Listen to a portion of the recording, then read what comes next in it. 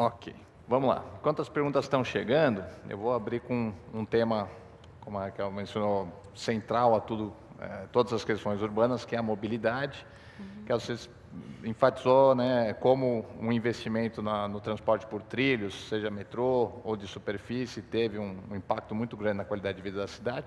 Então, quanto mais a gente pode investir nisso, a gente vê obras de metrô paradas aí há muitos anos na cidade, né?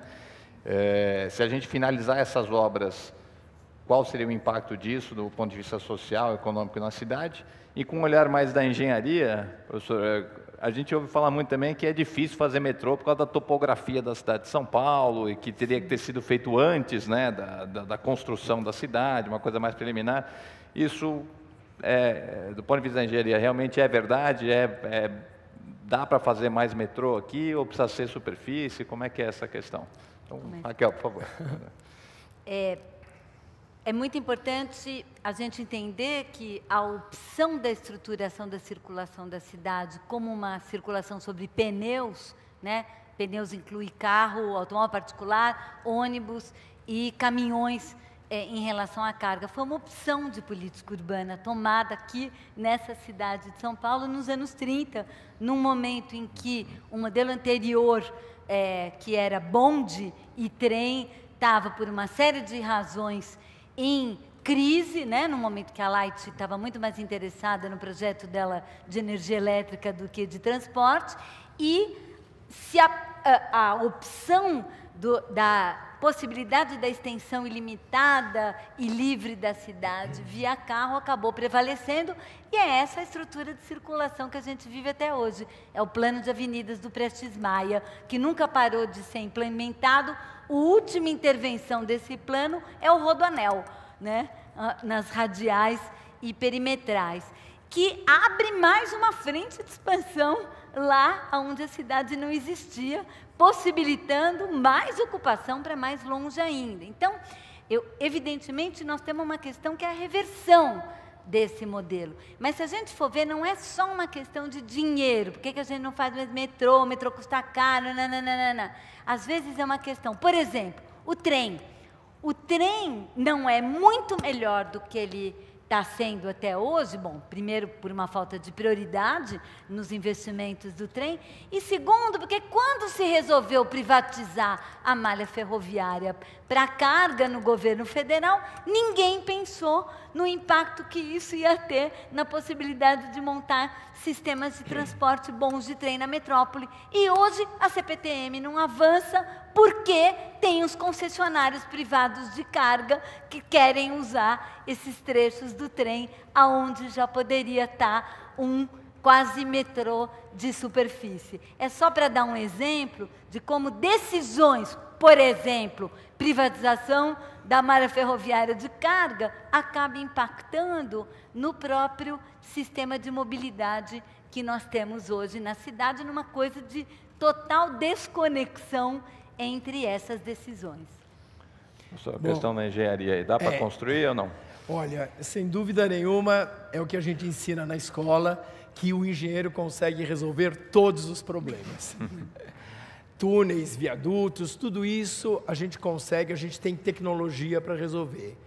A questão fundamental é como é que isso cabe no orçamento, como é que isso cabe no bolso, porque você tem soluções tecnológicas extremamente eficientes, extremamente adequadas, mas que precisa ser, de alguma forma, financiado. A clareza sobre isso é uma das dificuldades que a gente tem enquanto gestão pública. Veja bem, a gente está trabalhando com o orçamento do município, mas também com uma série, por exemplo, o Rodoanel, que a Raquel mencionou, é uma obra do governo do estado, e ela mencionou agora na questão de repasse de recursos do governo federal para a cidade de São Paulo. Então, você tem 3 níveis de governo com fonte de recursos, e cada um desses níveis de governo, eles têm uma agenda, eles têm uma prioridade. Então, o que é realmente muito complexo é você fazer com que o cidadão, com que a cidade esteja no centro das preocupações. E fazer com que tudo seja harmonizado. As decisões que são políticas, mas que também são gerenciais a nível municipal, estadual e federal, consigam ser harmonizados em função da necessidade que essa cidade tem. Eu acredito que esse esforço, esse exercício, é um exercício extremamente complexo. A gente tem visto ultimamente uma série de projetos que não tem levado isso em consideração. E o que a gente tem observado é que o município de São Paulo, por exemplo, desesperadamente está sendo obrigado a conseguir recursos para conseguir resolver os problemas da cidade, entendendo que a cidade de São Paulo é uma cidade metropolitana, isso tem uma relação grande com o Estado e também uma grande relação e importante relação com o governo federal. E essa relação, ela não é muito clara. É lógico que existem diversos interesses envolvidos, mas, no fundo, a gente percebe e a gente se questiona por que tal solução não foi implementada. Eu diria que essas soluções são complexas. Agora, sem dúvida nenhuma, nós temos que pensar em alternativas àquilo que existe. Legal. O senhor falou que as comparações, né, das nossas cidades têm que ser feitas com outras cidades do hemisfério sul, digamos assim, né, mais semelhantes, não com as do hemisfério norte. Tem alguma cidade que o senhor diria que é modelo, que poderia ser uma referência para nós? Olha, na sequência, vamos lá. Vamos lá. Uhum. Sem dúvida, eu acho que a gente tem exemplos interessantíssimos para não sair pelo mundo inteiro, olhar com muito cuidado a experiência, falando em mobilidade, da experiência que aconteceu em Bogotá e em Medellín, na Colômbia. Uhum. Eu acho que são experiências extremamente interessantes, que eu acho que a gente tem que prestar muita atenção, e nós, na universidade, a gente tem procurado estudar essas soluções. Eu não acho que a saída será que a gente copie essas soluções e traga para a realidade brasileira. Não é isso que eu estou querendo dizer. Uhum. Mas é muito importante a gente conhecer cada uma das experiências, as limitações, as lições que foram aprendidas dessas diferentes realidades, muito mais do que aquilo que está acontecendo no país, no mundo desenvolvido. Quer acrescentar alguma coisa? Eu sempre tive muita dificuldade com essa conversa de Miss Cidade, né? E no seu tempo, Curitiba, não sei o quê, cidade modelo. Primeiro que, quando a gente faz os exemplos, a gente desconecta o exemplo de todo o resto, né? Onde aquilo está inserido. Então, Curitiba, nossa, estava com uma mobilidade bem melhor ali nos anos 80, né? Comparado com outras cidades médias no seu centro. Mas Curitiba, naquele momento, tinha 20% de favelados, né? Um percentual muito maior do que o percentual de São Paulo e muito semelhante ao percentual do Rio de Janeiro. Então, quando a gente fala do modelo de cidade, não dá para tirar e desconectar uma intervenção específica do contexto muito mais amplo aonde ela está inserida. E também não dá, se a gente for pensar a intervenção de mobilidade em Bogotá e Medellín, se tomarmos uma intervenção que foi muito forte, muito importante, com eixo de mobilidade por transporte coletivo, quem foi o santo do milagre de Medellín? O santo do milagre de Medellín foi que Medellín tinha empresa pública de telefonia, empresa pública municipal de saneamento, empresa pública municipal de transporte. Foi com o dinheiro dessas empresas públicas, com o lucro delas, que financiou uma intervenção tão grande em transporte coletivo. Então, é muito importante também mostrar a história toda, não só um pedaço dela. Professor, tem uma pergunta aqui específica sobre o modelo de Brasília, que no sentido de tentar aproximar a moradia dos serviços, né, e o transporte e tal. Brasília funciona bem, e como é que a gente poderia adaptar esse conceito, talvez, aqui para São Paulo, ou não? O conceito de Brasília, aquela radicalização do conceito funcionalista, do princípio da separação da residência do comércio, dos serviços, né? Chega ao absurdo de ter uma quadra de farmácias, né? Ou uma quadra de oficinas mecânicas, juro, não é piada, não. É verdade. Então, uma cidade 100% dependente do automóvel, muito, muito, muito complicada.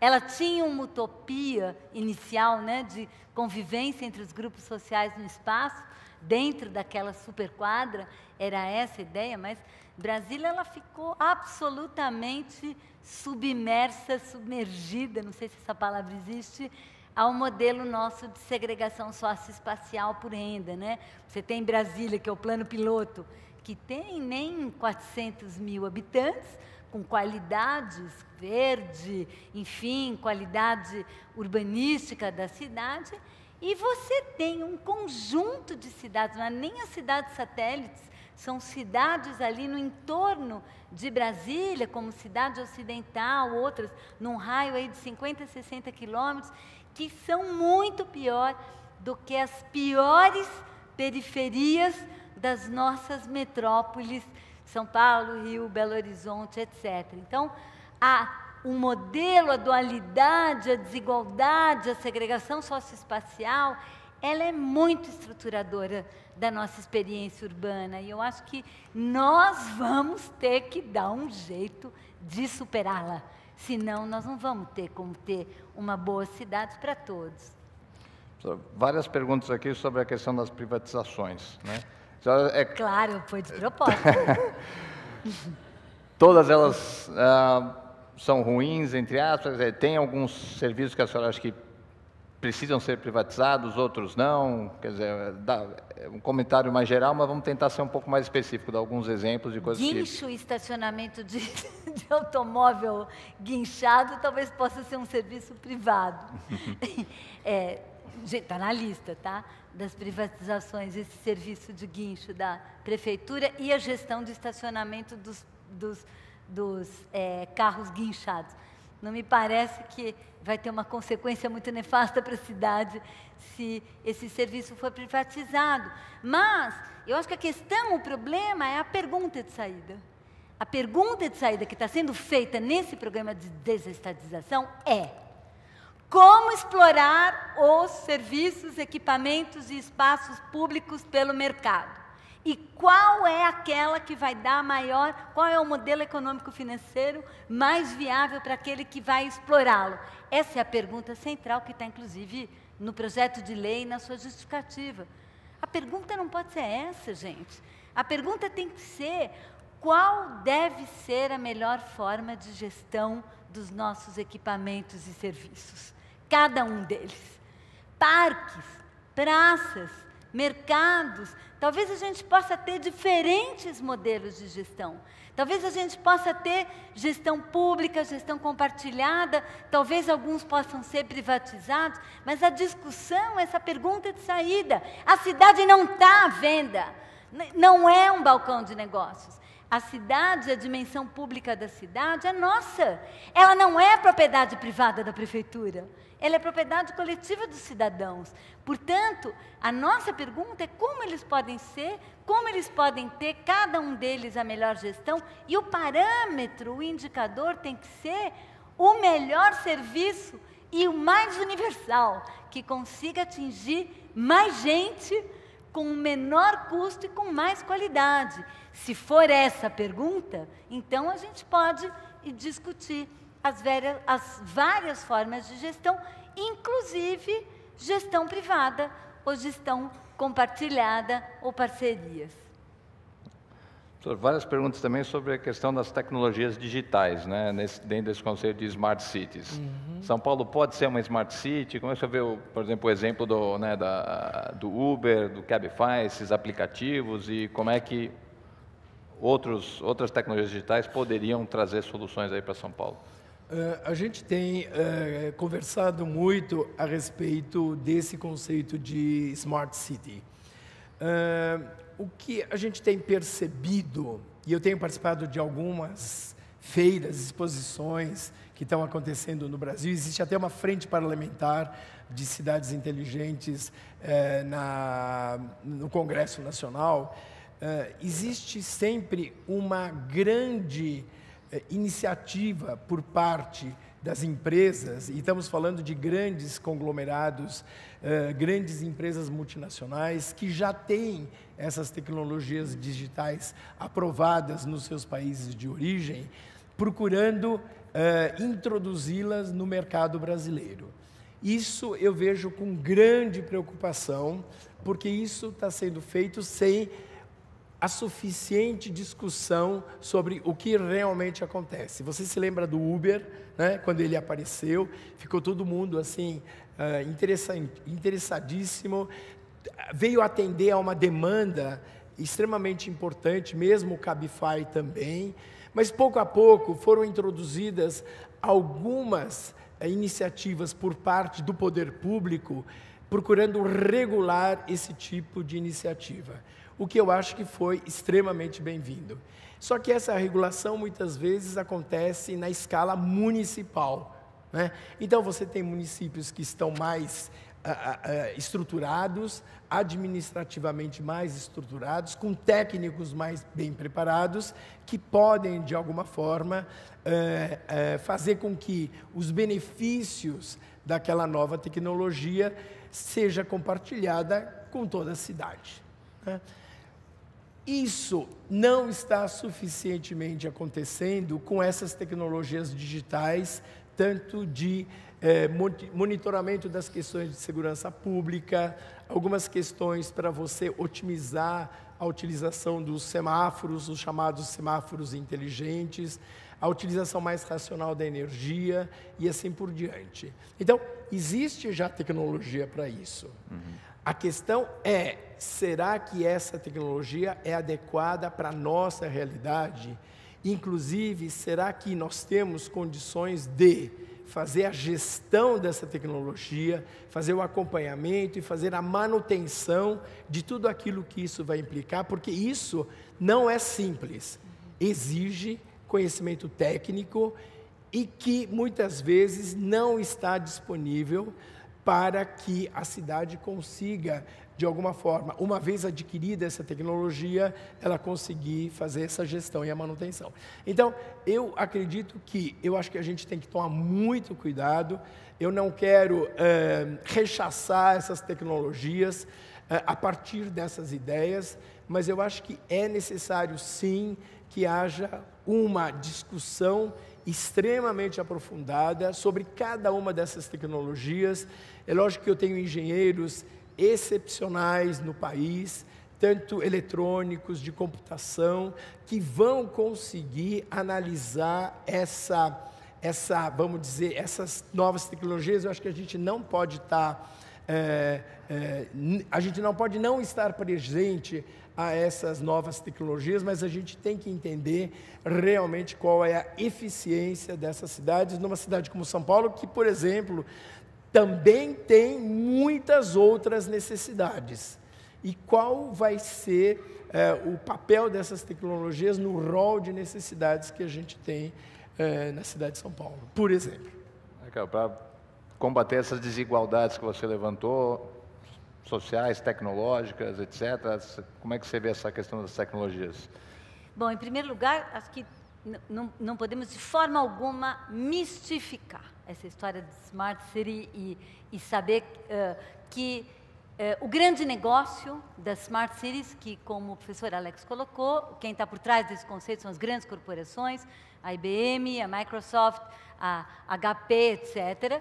E o grande negócio é o que a gente chama Big Data, é a gestão dos dados. Ou seja, todos aqueles dados que a gente gera nos nossos deslocamentos, na nossa vida, nas nossas buscas ali pelo Google, eles acabam ficando de propriedade dessas corporações, que a partir daí vão desenhar suas estratégias empresariais e de venda de produto usando o nosso dado, usando a nossa informação, a informação que a gente gera com a nossa vida, que no momento em que a gente transfere essa informação para uma corporação fazer a gestão dela, e é isso que vai acontecer com a transferência para uma grande empresa privada da bilhetagem eletrônica, o negócio da bilhetagem eletrônica, do bilhete único, gestão do bilhete único, não é o dinheiro que a empresa vai ganhar para fazer gestão de bilhete único. Aí não tem dinheiro nenhum. Vai ser a propriedade dos nossos dados, a propriedade dos nossos deslocamentos, que, como eu disse, não é do prefeito, é nossa. Então, nós temos que fazer uma discussão, me parece, de propriedade das informações e de quem faz a gestão dessas informações que a gente produz através da web. Porque hoje elas estão servindo, e todo mundo já deve ter vivido essa experiência que eu já vivi. Quase morri de medo. Procurei uma vez comprar, sei lá, uma bolsa na internet. Gente, nunca mais parei de receber propaganda de bolsa. Eu abro, né, o jornal, propaganda de bolsa. Eu vou ligar para um amigo, propaganda de bolsa. Chega, não quero que essa bolsa me veja mais, né? Como é que eu saio do caminho dessa bolsa? Pensa isso na escala de todos os nossos dados oferecidos de mão beijada, de graça, para IBM, para HP, para Microsoft, conseguir ter mais dinheiro para investir em quê? Em fundos de investimento especulativos para gerar mais dinheiro ainda. Eu acho que tem um problema, tem uma relação forte entre isso e a desigualdade. Porque não é só uma desigualdade entre países e cidades do centro e da periferia do capitalismo, que é reiterada, né, através desse processo, mas é nós passando de graça, dando de graça aquilo que é nosso. É quase a mesma coisa do que a exploração predatória do território pelo poder colonial. Hoje, ela se dá através da exploração da informação virtual. Então, nós podemos, sim, usar, e já usamos, a tecnologia virtual para fazer outras coisas, para criar espaços colaborativos, para criar espaços de decisão compartilhada, etc. Mas nós vamos ter que entrar muito forte nesse embate. E uma última observação, toda vez que eu ouço falar de Smart City, de cidades inteligentes, eu fico pensando que São Paulo e as grandes metrópoles brasileiras, elas são cidades muito inteligentes. No seguinte sentido, como é que milhões de pessoas conseguem sobreviver, construir seu próprio habitat, autoconstruir seu próprio habitat, com uma renda ridícula e sem nenhuma política pública de apoio, nem de assistência técnica, nem de disponibilização de terra urbanizada, e, no entanto, as pessoas constroem, sobrevivem, ascendem socialmente, criam bairros mistos, dinâmicos, criam dinâmicas econômicas. Gente, não tem nada mais inteligente do que isso. Mas é outra inteligência. É uma inteligência popular, é uma inteligência do saber fazer. Como é que a gente pode aproveitar essa inteligência para que, se isso que eu fico pensando, processos como esse, se apoiados com assistência técnica, se a universidade estiver presente ali, apoiados com área urbanizada, com política pública forte, né? Nossa, isso pode se transformar radicalmente. Professor, o senhor terminou a sua fala destacando a importância dos cidadãos participarem também do processo de decisão, das discussões e tal. Até que ponto o senhor acha que isso está acontecendo hoje? Aí tem várias perguntas aqui sobre como o cidadão pode participar mais, quer dizer, sendo que não é dado muito espaço para isso, e tem, por exemplo, consultas públicas, abre, as pessoas nem ficam sabendo, o prazo é curto e tal. O que precisaria mudar para as pessoas, de fato, poderem participar mais? Eu queria fazer um link com aquilo que a Raquel comentou agora, que eu concordo plenamente com esse cuidado que a gente tem que ter em relação à privacidade da informação, toda essa discussão de Big Data e como é que isso vai ser, de alguma forma, controlado e monitorado. Imaginando que isso vai estar equacionado de alguma forma, e também isso já é uma questão que impacta também aos cidadãos dos países desenvolvidos, porque eles também estão extremamente incomodados com essa bolsa que aparece toda hora no seu monitor, não é uma questão apenas nossa, Mas, veja bem, eu acredito que você deveria ou poderia estar utilizando essas novas tecnologias digitais, e eu prefiro até utilizar o termo cidades digitais do que cidades inteligentes, porque aí você divide, né? Eu tenho as smart cities e as dummy cities, né? Então, ou você é uma coisa ou é outra, o que é uma coisa muito, muito ruim. Mas, voltando a essa ideia da cidade digital, eu acho que sim, a tecnologia digital pode ser uma grande ferramenta, um grande instrumento para você propiciar essa maior participação da população. Eu me lembro que, há alguns anos atrás, a gente propôs um projeto lá na universidade, onde a gente utilizaria telefones celulares. E, naquele momento, era uma parcela muito pequena da população que tinha os telefones celulares e a internet, e a gente procurou, então, envolver como é que se chama aqueles centros onde as pessoas iam e ficavam lá? Lan houses. As lan houses. Então, a gente pensava num projeto envolvendo lan house. Hoje não precisa mais isso. Agora, eu acredito que sim, respondendo a tua pergunta, que eu acho que esse telefone celular, utilizado de uma maneira adequada, eu acho que pode ser uma maneira que vai garantir a participação da população e das comunidades. Existem algumas experiências desse tipo já sendo implementadas e eu vejo com muitos bons olhos essa iniciativa. Desafio da participação, né? Acho que é um desafio final dos anos 70, quando no país se lutava contra a ditadura militar e pela organização de partidos, pela livre organização de partidos, sindicatos, associações, pela liberdade de imprensa, essa luta super importante. Naquele momento surgiu também toda uma ideia de que nós temos cidades muito desiguais, porque o processo de tomada de decisão sobre as cidades é muito desigual e a maior parte da população, na real, não participa desse processo. Então, a ideia de trabalhar com mecanismos de participação direta, do tipo conselhos, do tipo audiências públicas, conferências, congressos, ela foi muito forte, e orçamento participativo, e se experimentou muito, inclusive aqui na cidade de São Paulo, esses mecanismos e essas instituições, isso se experimentou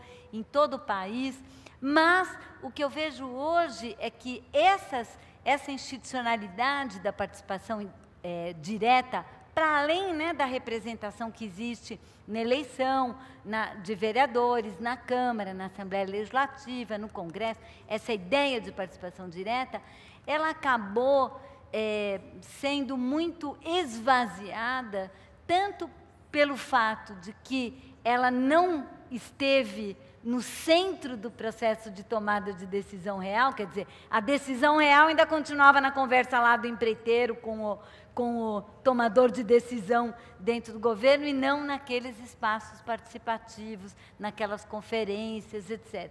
Por isso, e também porque esses próprios espaços também acabaram sendo muito contaminados pelas estruturas partidárias, acabaram também entrando muito na lógica de funcionamento do mundo político e do mundo da política entre nós.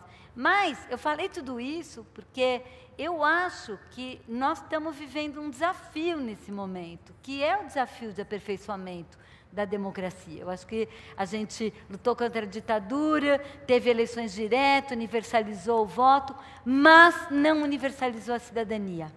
Um país racista, machista, né? Não é um país cidadão. Então, nós temos bloqueios ainda muito importantes para fazer.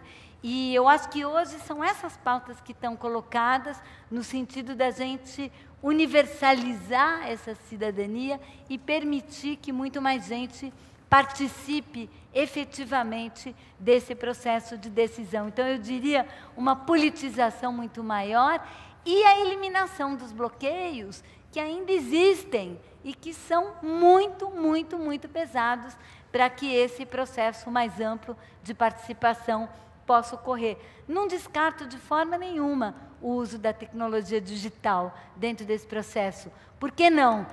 Claro, super bem-vinda, mas não é ela em si, não é a tecnologia em si, mas é o processo social e político que está por trás dela.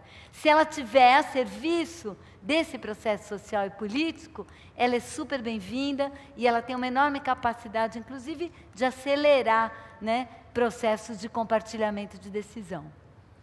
Professor, com relação ao centro de São Paulo, né, a gente ouve falar há tanto tempo da revitalização do centro, da importância disso para a cidade e tal. E aí, está sendo revitalizado ou não? E qual a solução para o centro? Desde os anos 90, se fala em revitalização do centro. E o problema é justamente esse.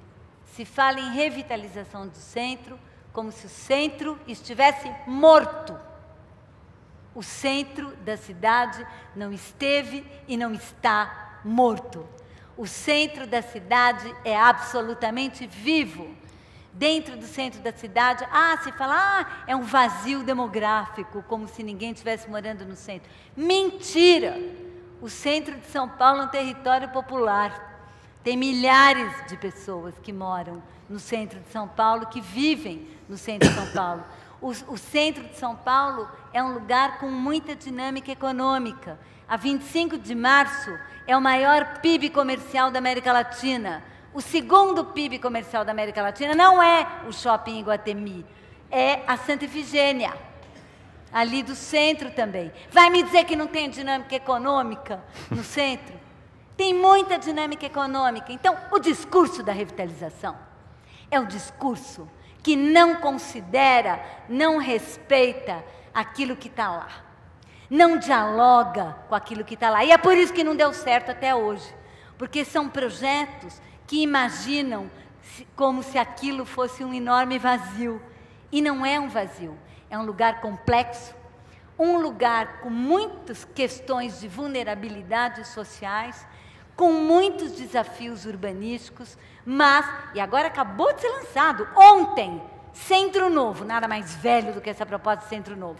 É exatamente a mesma proposta desde os anos 90. Vamos dar uma derrubada geral e vamos construir bastante torre, né, corporativa no lugar de que está aqui. Não vamos enfrentar a situação precária de moradia de quem está lá, e são milhares de pessoas que hoje vivem em cortiços, em pensões, em ocupações, pagando caríssimo por um lugar super ruim para morar, e a gente tem que enfrentar isso, tem que ter uma resposta para isso. E a resposta dessas políticas tem sido eliminar, até a mais radical delas, que é o extermínio, né? Arrancar, derrubar, jogar a polícia, fazer internação em massa das pessoas que ocupam as ruas e, com isso, finalmente, solução final, extermínio, eliminado o problema e, finalmente, temos uma área aberta para os investimentos imobiliários. Acho, e está em curso, uma iniciativa muito importante, que eu posso até já falar sobre ela aí, que é a construção de um projeto, de um plano de políticas, de baixo para cima, com quem está no centro, com quem vive, trabalha, ama, cuida, comercializa, mora ali, para que realmente a gente comece a pensar numa intervenção no centro, no sentido da sua melhoria, porque precisa mesmo de cuidado, mas não de destruição e eliminação e substituição por um novo grupo, por uma nova forma de ocupação desse espaço. Nosso tempo está esgotado, mas eu vou jogar uma última pergunta, pedir para vocês responderem rapidinho, para acabar também num tom mais otimista, para a gente sair daqui sorrindo. O que o senhor vê de melhor na cidade de São Paulo, tendências positivas hoje? Olha, eu nasci na cidade de São Paulo, estudei aqui, cresci aqui, e eu adoro essa cidade de São Paulo, né? Com todos os seus problemas, com todos os seus descompassos. Eu acredito que o que tem de melhor nessa cidade somos nós, população que mora na cidade de São Paulo. E é uma cidade onde apresenta ou traz uma série de oportunidades extremamente importantes. A capacidade que a cidade tem de multiplicar aquilo que é feito nessa cidade para outras cidades no resto do Brasil é absolutamente impressionante. Muitas políticas que foram implementadas aqui foram utilizadas em outras cidades brasileiras, algumas bem utilizadas, algumas mal utilizadas.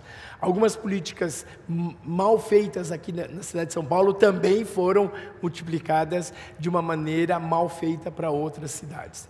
Eu acho que é esse conjunto de contradições e dificuldades, mas também de oportunidades e de esperança que faz com que essa seja uma cidade excepcional. E eu estou altamente comprometido em melhorar esse território que eu realmente gosto muito.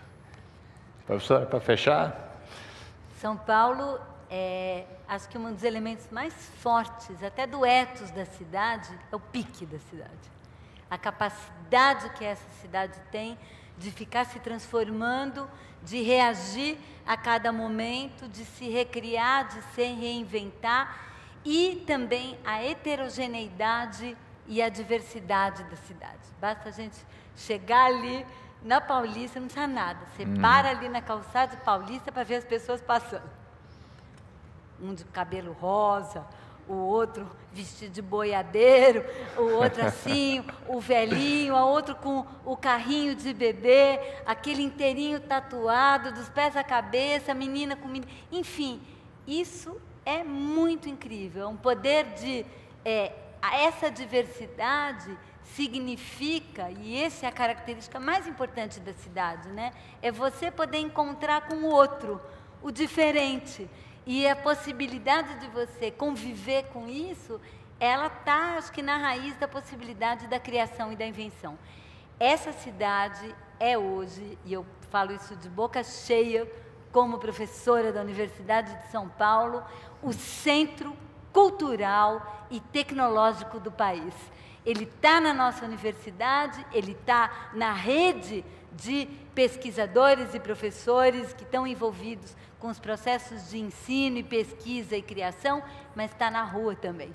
A rua, né, os grupos culturais, os coletivos culturais, essa cidade pulula de criação. E é por isso que eu acredito que nós temos, sim, uma possibilidade muito forte, muito grande, de reverter o mal-estar, de reverter as questões que nos incomodam, as questões que nos atrapalham, na direção de construir uma cidade melhor para todos.